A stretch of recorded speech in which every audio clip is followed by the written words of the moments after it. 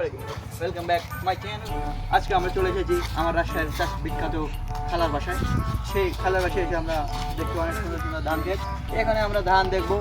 আর এখানে আছে যে এখানে সুন্দর সুন্দর কলা।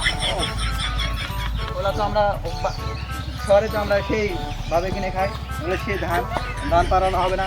হ্যাঁ ব্রো, ওদিক আমরা চলে এসেছি রাজশাহীর বিখ্যাত আংগার বিল, যা এখন পরিপূর্ণ পুকুর দিয়ে ভর্তি।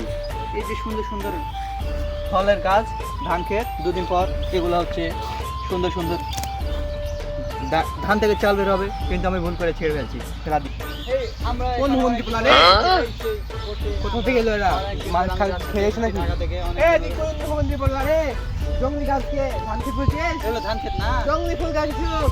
হুমন্দি ফুল ধান কে ক্ষেত। ছিল গাছ খেতে কে রে? ধান ক্ষেত কোনো গেলা সেই ধান খেতে চিনিস না? না bro। কাল খেয়েছিস নাকি?